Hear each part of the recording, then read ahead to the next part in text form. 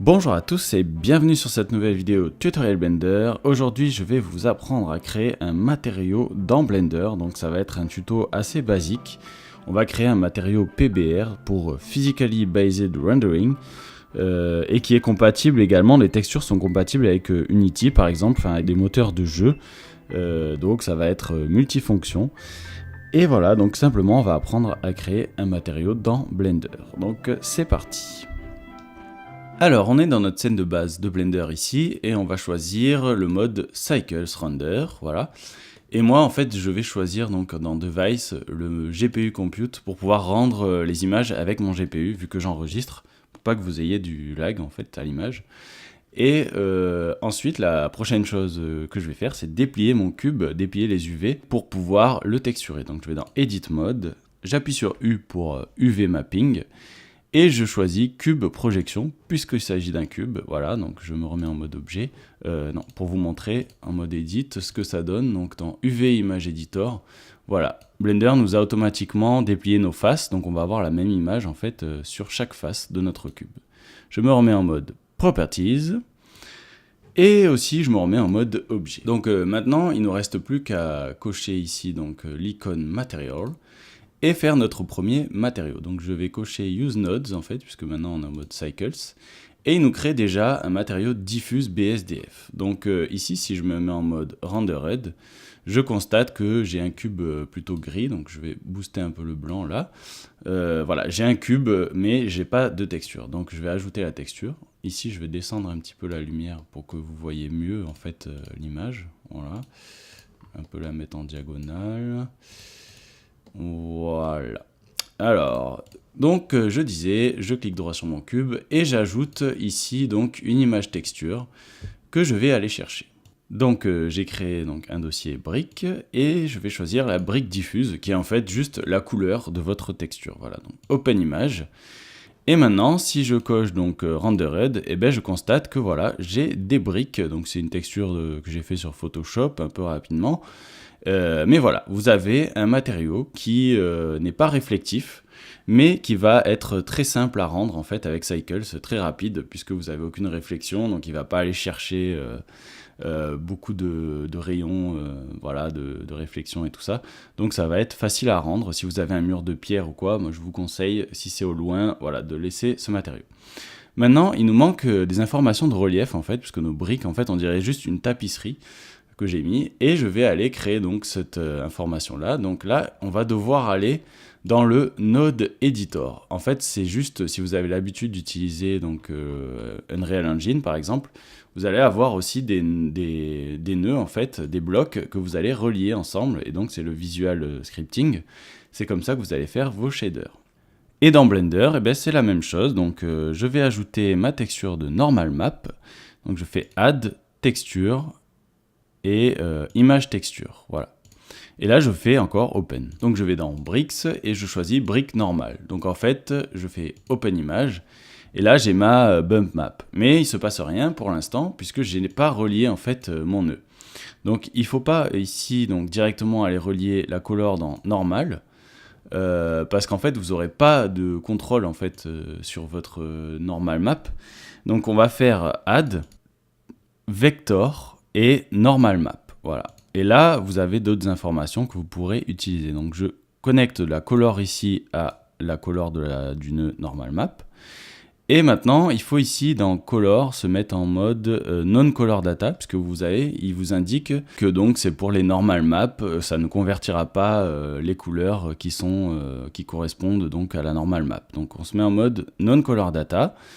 Et là, maintenant, on peut connecter ici directement la sortie normale à l'entrée normale de notre shader, qui est ici. Et là, vous voyez que maintenant, il y a du relief. Ici, donc, vous pouvez choisir UV Map, mais en fait, Blender le fait automatiquement. Et on peut augmenter la force de notre normal map si on veut. Voilà, si c'est vraiment loin, ben, on peut booster la normal map.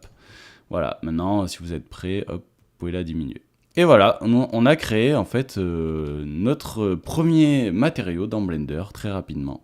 Maintenant, on va créer un matériau un petit peu plus avancé que je vais vous présenter. Donc, c'est le dernier matériau qui a été créé donc, pour Blender. Et c'est un matériau PBR pour Physically Based Rendering. Et je vais vous expliquer donc ce que c'est. Et donc pour créer notre shader, on va enlever l'ancien matériau, voilà, et on fait New, et on va chercher dans Surface le matériau Principled BSDF. Donc c'est un matériau qui va un petit peu de tous, qui est un matériau à tout faire, qui a énormément d'informations et donc qu'on peut utiliser pour quasiment tous les cas dans Blender. Et d'ailleurs, en fait, les maps vont être aussi compatibles avec les moteurs de jeu, puisqu'en fait, ça va être 4 maps assez généralistes. Donc la base color, la metallic, la roughness et la normal map. Voilà. Et on va donc, pour ce tuto, je vais créer donc une autre lampe pour que vous voyez un peu mieux, donc Shift D. Voilà, parce qu'en fait, j'ai pas mis de map d'environnement, mais voilà, voilà, 200, et là, je vais la mettre bien sur le côté là. Et donc, si je me mets en mode rendu, ici, voilà, on a un petit peu de lumière qui vient ici sur le coin. Donc, je clique droit sur mon cube, voilà, je suis déjà dans mon matériau. Je vais aller ici dans le Node Editor pour éditer, en fait, mon matériau, voilà. Je vais devoir passer par là pour ajouter mes textures. Donc, je fais Add, Texture, Image texture, et je vais aller faire Open. Donc je vais dans Metal industriel, je choisis Metal Base Color, ça va donner les informations de couleur, donc Open Image, et je vais le connecter ici, donc dans l'entrée Base Color, logique. Et voilà, là on a un matériau, pour l'instant, qui n'a pas de relief. Il a une réflexion ici, puisqu'en fait le paramètre de roughness est à 0. La spécular, je ne vais pas utiliser pour ce tutoriel, puisqu'on est en Metalness Setup. Donc c'est-à-dire, on va utiliser, donc la réflexion va être donnée par la metallic map et la roughness map. Voilà. Et donc je vais ajouter ma map de metallic. Donc pour ça, je fais Shift A, texture, image texture. Je fais Open et je vais chercher mon métal industriel, métal métallique. Open image. Et donc là, je vais connecter la sortie color à l'entrée métallique. Et là, vous voyez que notre matériau, l'aspect, en fait, a complètement changé, puisqu'on a des zones qui sont devenues grises, donc c'est en fait l'endroit où c'est métallique. Sur votre map, les zones qui vont être noires ne seront pas métalliques, et les zones blanches seront métalliques. Et pour obtenir une gloss map à partir de ça, vous avez juste à inverser les couleurs, en fait. C'est la même chose, mais en inversé, voilà. Petite parenthèse. Donc voilà, on a notre metal map. Et là, on manque encore d'informations. Vous voyez que si j'augmente la roughness ici manuellement, notre objet va avoir un aspect beaucoup plus rugueux, donc c'est logique. Hein. Et je vais utiliser une map pour ça. Donc je vais faire Shift A, texture, image texture, et je mets ma troisième map. Je clique sur Open et je vais chercher mon métal industriel et métal roughness. Donc je fais Open image.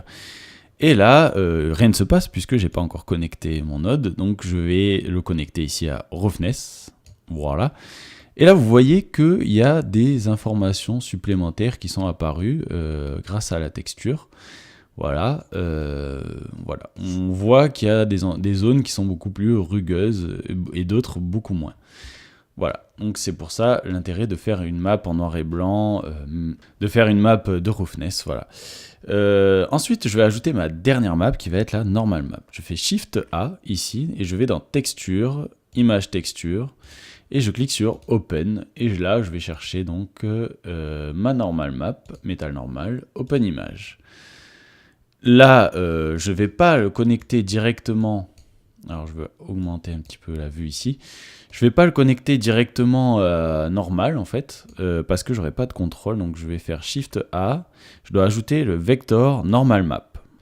Je clique gauche, et ici donc dans couleur, je vais connecter l'entrée color, voilà, logique, et je vais connecter, donc ici, je vais choisir non-color data, puisqu'on vous dit que pour les displacements et les normal maps, les couleurs ne seront pas converties. Donc voilà, c'est un petit peu la subtilité, donc non-color data. Et là, je connecte l'entrée normale à la sortie... la sortie normale à l'entrée normale. Voilà. Et donc, vous voyez que là, bon, c'est un petit peu fort, donc je peux diminuer la force de ma normal map, si j'ai envie. Voilà, pour avoir quelque chose d'un petit peu plus soft au niveau des boss. Et je vais faire autre chose en fait, c'est que je vais modifier ici ma roughness que je trouve un petit peu trop violente. Donc je vais faire Shift A et je vais ajouter donc un color mix RGB. Je le connecte ici, donc automatiquement, je clique gauche.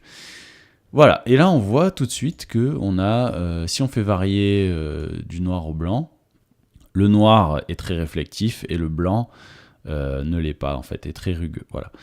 Donc là vous voyez que j'ai pas encore vraiment satisfaction, je vais descendre un petit peu. Et vous pouvez faire varier le facteur ici, donc de droite à gauche. Voilà, pour avoir quelque chose qui vous correspond par rapport à Blender en fait, quand vous avez une map de roughness ou une map ici de normal map, voilà par exemple. Donc voilà, si je fais ici donc dans Solid, je prends ma petite lampe, là, clic droit, je retourne en mode rendu, et en appuyant sur G, je fais varier donc l'emplacement de ma lampe, et bien je vois que donc notre objet a bien l'air métallique et a du relief, voilà. Il est assez donc réaliste au niveau physique, donc voilà. Donc ça c'était pour un simple matériau PBR, vous utilisez donc les 4 maps qui sont ici et vous avez votre matériau et vous pouvez exporter vos maps pour aller donc dans Unity par exemple ou Unreal Engine et les utiliser. Voilà, donc c'est vraiment basique, vous voyez, là vous avez votre shader. Donc voilà, c'est fini pour ce petit tutoriel pour débutants. Voilà, donc je reviendrai donc pour une prochaine vidéo très bientôt. En tout cas, n'hésitez pas à partager cette vidéo, à me suivre, également à commenter. C'est toujours très bien quand j'ai des commentaires sur mes vidéos. Et voilà, donc je vous dis à très bientôt pour un nouveau tutoriel.